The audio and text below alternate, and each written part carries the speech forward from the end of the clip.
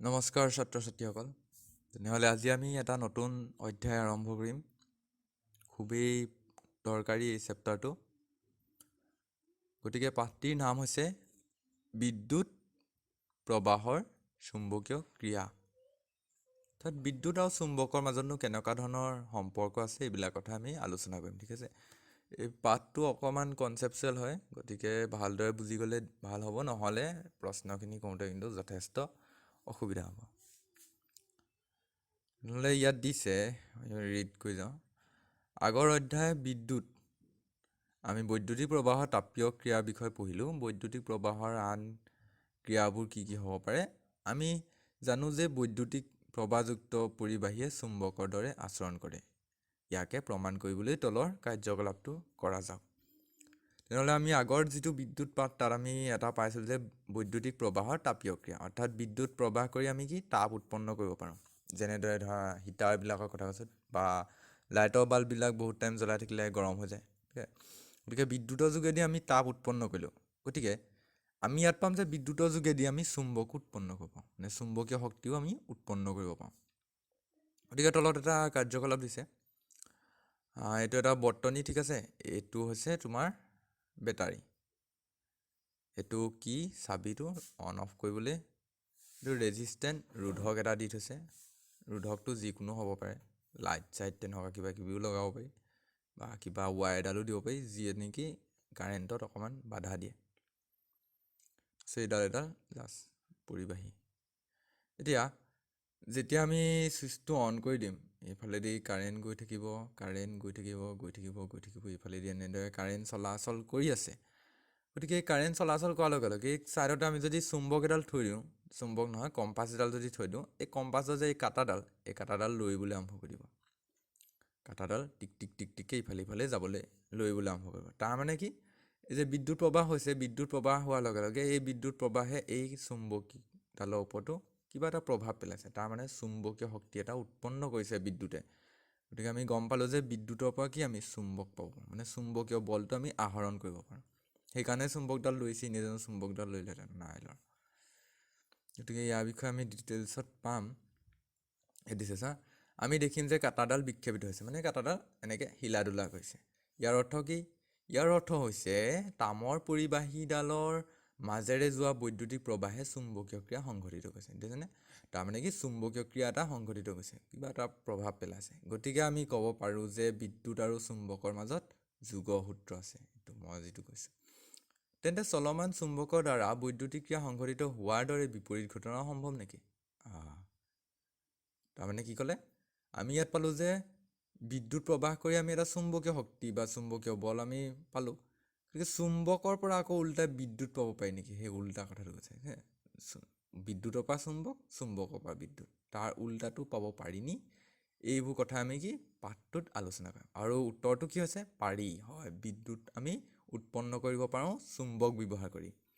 আৰু সেই যন্ত্ৰটোক কি বুলি কোৱা হয়? বৈদ্যুতিক জেনেৰেটৰ। আমাৰ যে যিবিলাক অনা হয় জেনেৰেটৰ বিয়া সকামত, সেইবিলাকত এই মেকানিজমটো ইউজ কৰিয়ে কি হয় বিদ্যুৎ প্ৰবাহ। অকল সেইবিলাকত বুলি নহয়, সকলোতে, ঠিক আছে। আমাৰ টাৰবাইনবিলাক ঘূৰিলে এই বৈদ্যুতিক জেনেৰেটৰে সেইবিলাক কাম কৰি তাৰ পৰা আমি বিদ্যুৎ উৎপন্ন কৰোঁ। তাত আমি চুম্বক ব্যৱহাৰ কৰোঁ, কেনেদৰে ব্যৱহাৰ কৰোঁ আমি সেই বিষয়ে পৰৱৰ্তী সময়ত পঢ়িবলৈ পাম। এইজন খুব যথেষ্ট এই দিশটোত অৱদান আছে এই বিজ্ঞানীজনৰ, হান্স ক্ৰিষ্টিয়ান অ'ৰষ্টেড, ঠিক আছে। এই অ'ৰষ্টেডৰ নামত আমি এটা পামেই বাৰু। পাছত এইজন যথেষ্ট অৱদান আছে এখেতৰ, ঠিক আছে। এইবোৰ নিজেই পঢ়িবা। এতিয়া আমি চাওঁ চৌম্বক ক্ষেত্ৰ আৰু বলৰেখা, এইটো মানে হয় কি? দিগদৰ্শন যন্ত্ৰ এটা দণ্ড চুম্বক এডালৰ ওচৰলৈ আনিলে তাৰ কাটাডালৰ বিক্ষেপণ হোৱাৰ কথাটো আমি জানো। দিগদৰ্শন যন্ত্ৰ মানে কি? কম্পাছটো অসমীয়াত দিগদৰ্শন যন্ত্ৰ বুলি কয়। তাৰমানে আমি অথনি দেখিছিলোঁ যে কম্পাছডাল বিদ্যুৎ প্ৰবাহী তাঁৰডালৰ ওচৰলৈ আনিলেতো কাটাডালে অলপ বিক্ষেপণ দেখুৱায়। আৰু দণ্ড চুম্বক এডাল, ঠিক আছে, এইটো ধৰিছোঁ, এইটো কি? কম্পাছ। এইটো ধৰিছোঁ কম্পাছ।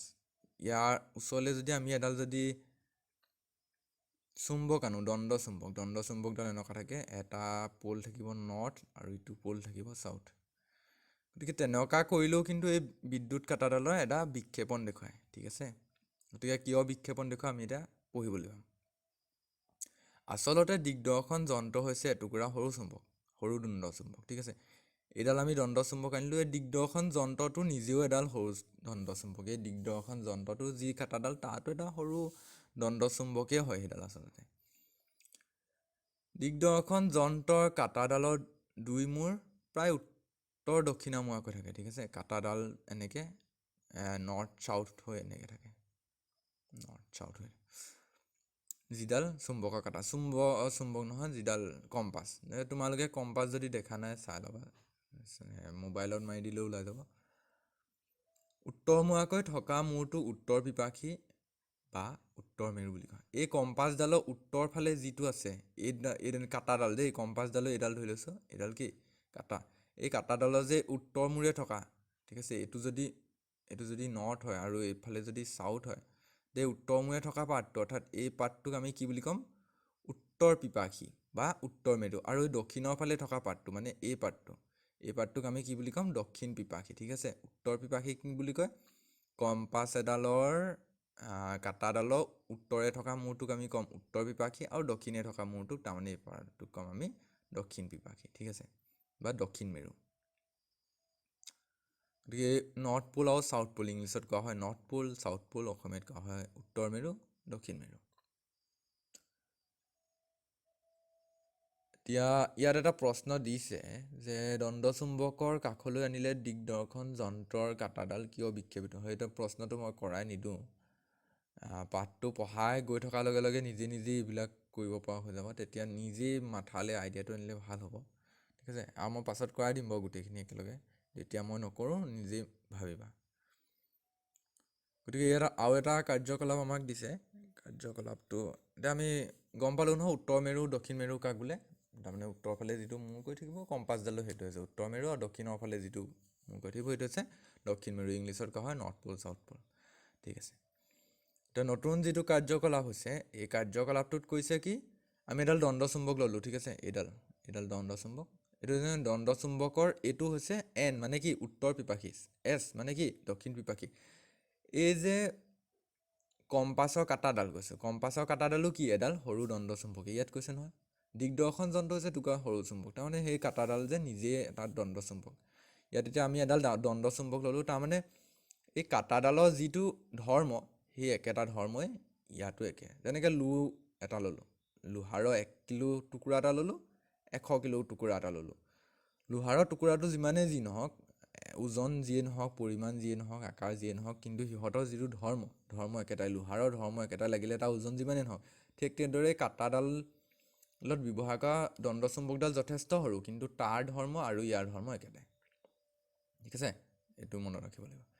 এতিয়া এডাল চুম্বক ল'লোঁ, এই চুম্বকডালৰ চুম্বকত লিখাই থাকিব এন মানে এইটো কি নৰ্থ পোল, এছ মানে চাউথ পোল, উত্তৰ পিপাসী দক্ষিণ পিপাসী। এতিয়া আমি যদি কাগজ এখনৰ ওপৰত যদি চুম্বকডাল থৈ দিওঁ আৰু কাগজখনৰ ওপৰত যদি সৰু সৰু লোহাৰৰ গুৰি দি দিওঁ, তেতিয়াহ'লে এই গুৰিবিলাকে এইটো দিছেনে এনেকুৱা এটা পেটাৰ্ণ লৈ ল'ব। এইটো যিটো দেখুৱাইছে নিজে কৰি চাব পাৰা, বা মোবাইলত মাৰি দিলেও ইয়াৰ প্ৰেক্টিকেলটো ওলাই আহিব, ঠিক আছে, কেনেকৈ নহয়। গতিকে চুম্বকৰ গুৰিবিলাকে এনেকুৱা এটা পেটাৰ্ণ বনাই দিব। এতিয়া মেইন কথা হৈছে এনেকুৱা এই বিশেষ পেটাৰ্ণটোনো কিয় নিৰ্মাণ কৰিলে। পৃথিৱীত ইমানবোৰ পেটাৰ্ণ আছে, বেলেগ ধৰণে হ'ব পাৰিলেহেঁতেন। লোহাৰৰ গুৰিখিনি এইডোখৰত গোট খালে বুলি এইডোখৰত গোট খালে, এইবোৰ খালী হৈ থাকিলে তেনেকুৱা হ'ব লাগে। কিন্তু এই যেনেকুৱাই নহওক তুমি 100 বাৰ কৰিলেও পৰীক্ষাটোৱে এনেকুৱা ৰিজাল্টেই দিব। গতিকে আমি এইটো কথা আলোচনা কৰিম। লুৰ গুৰিবিলাক চিত্ৰত 13.2ত দেখুওৱাৰ দৰে এটা বিশেষ আৰ্হিয়ে সজ্জিত হ'ব, এটা স্পেচিফিক পেটাৰ্ণত বনিব। লুৰ গুৰিবিলাকৰ এনেকুৱা আৰ্হিৰে কিয় সজ্জিত হয়, এইটো আমাৰ প্ৰশ্ন, যে এনেকুৱা আৰ্হিতহে কিয় সজ্জিত হয়। বেলেগ আৰ্হিও ল'ব পাৰিলেহেঁতেন, এইডোখৰত ধৰিছোঁ গোট মাৰি গ'ল গোটেইগাল, এইডোখৰত নাই, তেনেকুৱা হ'ব পাৰিলেহেঁতেন, কিন্তু এই বিশেষ আৰ্হিটোহে কিয় ল'লে। এই আৰ্হিয়ে কি প্ৰদৰ্শন কৰে, তাৰমানে এই আৰ্হিটো মিনিংটো কিনো। চুম্বকডালে তাৰ চৌপাশে নিজৰ প্ৰভাৱ বিস্তাৰ কৰে, গতিকে লুৰ গুৰিবিলাকে বল অনুভৱ কৰে। এনেদৰে যুক্ত হোৱা বলে লুৰ গুৰিবিলাকক এটা বিশেষ আৰ্হি সজাই তোলে।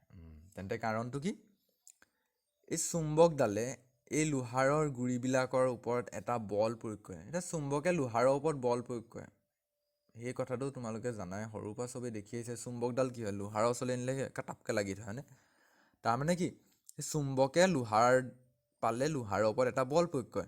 ঠিক একেদৰে ইয়াত আমি লোহাৰ গুৰিবিলাক দি দিলোঁ, লোহাৰ গুৰিবিলাকৰ ওপৰতো এই দণ্ড চুম্বকডালে এটা বিশেষ ধৰণৰ বল প্ৰয়োগ কৰিলে, আৰু সেই বল প্ৰয়োগ কৰাৰ কাৰণে এই বিশেষ ধৰণৰ আকৃতিটো ল'লে, এই বিশেষ ধৰণৰ আৰ্হিটো ল'লে। ঠিক আছে, এতিয়া হৈছে চুম্বক এডালৰ চাৰিওফালে যি অঞ্চলত চুম্বকডালৰ বল অনুভূত হয় সেই অঞ্চলটো এখন চুম্বক ক্ষেত্ৰ থকা বুলি কোৱা হয়। ঠিক আছে, তাৰমানে এডাল চুম্বক থলোঁ, এই চুম্বকডালৰ ছাইডৰ যিমানটো এৰিয়ালৈকে এই চুম্বকডালৰ শক্তি অনুভৱ হ'ব, সেই অনুভৱ হোৱা শক্তিৰ ঠাইখনক কি বুলি কোৱা হয়, চুম্বক ক্ষেত্ৰ। ঠিক আছে, যেনেকৈ এডাল চুম্বক থলোঁ, ঠিক আছে, এইডাল চুম্বক ধৰিছোঁ, এইডোখৰত ধৰিছোঁ লোহাৰ এটুকুৰা থৈ দিলোঁ, এই লোহাৰডালৰ ওপৰত কি চুম্বকে শক্তি প্ৰয়োগ কৰিছে, তাৰমানে এই অঞ্চলটো কি চুম্বক ক্ষেত্ৰ, এই লোহাৰডাল পৰি গ'ল, সেইকাৰণে লোহাৰডালৰ ওপৰত চুম্বকে বল প্ৰয়োগ কৰিছে। কিন্তু যদি চুম্বক ক্ষেত্ৰৰ বাহিৰত যদি লোহাৰডাল থওঁ, তেতিয়া চুম্বকডালে একো প্ৰভাৱ পেলাব নাই। যেতিয়াই নেকি চুম্বক ক্ষেত্ৰৰ ভিতৰত লোহাৰডাল আমি পেলাই দিম, তেতিয়াই চুম্বকডালে তাৰ ওপৰত বল প্ৰয়োগ কৰা আৰম্ভ কৰি দিয়ে। আৰু এই যিটো ক্ষেত্ৰৰ ভিতৰত এডাল চুম্বকে নিজৰ প্ৰভাৱ বিস্তাৰ কৰিব পাৰে, মানে যিটো অঞ্চলৰ ভিতৰত লোহাৰৰ কিবা টুকুৰা আহিলে তাৰ ওপৰত বল প্ৰয়োগ কৰিব পাৰে, নিজৰ ওচৰলৈ টানিব পাৰে বা ঠেলা যিয়ে নহওক, সেই অঞ্চলটো কি বুলি কোৱা হয়, চুম্বক ক্ষেত্ৰ। ঠিক আছে, এই চুম্বক ক্ষেত্ৰ এইটো দৰকাৰী ডেফিনেশ্যনটো এইটো, চুম্বক এডালৰ চাৰিওফালে। বুজি পালা নহয় চুম্বক ক্ষেত্ৰ কাক বোলে? তাৰমানে চুম্বকডালৰ চাৰিওফালে এটা বিশেষ জেগা থাকিব, সেই বিশেষ জেগাটোৰ ভিতৰত যদি আমি লোহাৰৰ টুকুৰা এটা থওঁ, তাৰ ওপৰত চুম্বকডালে প্ৰভাৱ পেলাওঁ। অকল লোহাৰ টুকুৰা বুলি নহয়, আৰু যথেষ্ট ধাতু আছে, এইবিলাক আমি পাছত পাম। কিন্তু সাধাৰণতে সৰ্বসাধাৰণতে আমি সকলোৱে জানো যে লোহাৰে চুম্বকক টানে, গতিকে মই উদাহৰণত লোহাৰ কথাটো কৈছোঁ। গতিকে তাৰমানে কি, চুম্বক ক্ষেত্ৰ কাক বোলে? যিটো ক্ষেত্ৰৰ ভিতৰত মানে কি চুম্বকডালে নিজৰ প্ৰভাৱ বিস্তাৰ কৰে, সেয়া প্ৰভাৱ বিস্তাৰ কৰাৰ কাৰণে কিবা এটা বস্তু পালে টানিব ঠেলিব কিবা কিবি হ'ব আৰু। ঠিক আছে, যাতে সি ইয়াৰ ভিতৰত বল প্ৰয়োগ কৰিব পাৰে। যিবিলাক ৰেখাৰ লুৰ গুৰিবোৰ পংক্তিবদ্ধ হয় সেইবোৰ চুম্বক বলৰেখা বোলে। এতিয়া ইয়াতো একেই, ইয়াৰ এটা নিৰ্দিষ্ট চুম্বক ক্ষেত্ৰ আছে এই দণ্ড চুম্বকডালৰ ভিতৰত, আৰু তাৰ ভিতৰত থকা লোহাৰ গুৰিবিলাকৰ ওপৰত কি ই বল প্ৰয়োগ কৰি ইহঁতক এটা বিশেষ আকৃতি দিছে।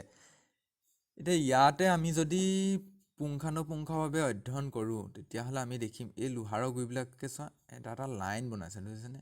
ভালদৰে চালে দেখিবা, এইটো লোহাৰৰ গুৰিবিলাক ইটোৰ লগত লগ লাগি একোডাল লাইন বনাইছে। যদি ওচৰত গৈ ধুনীয়াকৈ চাওঁ তেতিয়া দেখা পোৱা যাব, হয়নে? এই যে লাইনবিলাক যে বনাইছে, এই লাইনবিলাকক কোৱা হয় চুম্বকীয় বলৰেখা। তাৰমানে এই লাইনবিলাকত চুম্বকডালে কি নিজৰ প্ৰভাৱ বিস্তাৰ কৰিছে, যাৰ কাৰণে কি সেই লাইনবিলাকত সেইবিলাক ৰৈ গৈছে। ঠিক আছে, গতিকে চুম্বকীয় বলৰেখা কাক বোলে বুজি পালা নহয়? এইবিলাকে কিছুমান লাইন বনাইছে, এই লাইনবিলাকে হৈছে চুম্বকীয় বলৰেখা। তাৰমানে এইবিলাক ৰেখাত চুম্বকডালৰ বল প্ৰয়োগ হৈ আছে। এতিয়া হ'ল, তাৰমানে আমি উত্তৰ পিপাসী দক্ষিণ পিপাসী কাক বোলে, উত্তৰ মেৰু দক্ষিণ মেৰু কাক বোলে, আমি সেইটো বুজিলোঁ। দণ্ড চুম্বক এডাল, কম্পাছ এডালৰ কাটাডাল উত্তৰ ফালে থকা পাৰ্টটোক আমি উত্তৰ মেৰু বুলি ক'ম, দক্ষিণৰ ফালে থকা পাৰ্টটোক আমি দক্ষিণ মেৰু বুলি ক'ম। দণ্ড চুম্বকৰ নৰ্থ প'ল চাউথ প'ল লিখিয়ে থয়, গতিকে টেনশ্যন নাই। চুম্বকীয় ক্ষেত্ৰ কাক বোলে? নিজৰ এটা বিশেষ ক্ষেত্ৰৰ ভিতৰত চুম্বকডালে প্ৰভাৱ বিস্তাৰ কৰিব পাৰে, সেই ক্ষেত্ৰটোকে কোৱা হয় চুম্বকীয় ক্ষেত্ৰ। তাৰমানে তাৰ ভিতৰত চুম্বকীয় প্ৰভাৱ আছে। ধৰি লৈছোঁ এটা গুণ্ডা আছে, ঠিক আছে, এইটো গুণ্ডাটোৰ এইটো তাৰ নিজৰ এৰিয়া, এইটোৰ ভিতৰত মানুহ আহিলে কি হয়, গুণ্ডাটোৱে মাৰপিট কৰিব পাৰে। তাৰমানে এই ক্ষেত্ৰটোৰ ভিতৰত কি আছে, গুণ্ডাটোৰ নিজৰ প্ৰভাৱ আছে, গতিকে এইটো কি হ'ব, গুণ্ডা ক্ষেত্ৰ হ'ব, হয়নে? ঠিক একেদৰে চুম্বকৰ ক্ষেত্ৰতো একেই, চুম্বকডাল আছে, চুম্বকৰ ভিতৰলৈ নতুন লোহা চোহা কিবা কিবি আহিলে তাৰ ওপৰত বল প্ৰয়োগ কৰিব পাৰে, গতিকে এইটো হৈছে চুম্বকীয় ক্ষেত্ৰ। একে কথা, তেনেকুৱা কথা। গতিকে আজিলৈ ইমানেই, ভিডিঅ'টো যথেষ্ট দীঘল হৈ যাব আৰু দীঘল কৰি গ'লে, গতিকে ইমানেই, ধন্যবাদ।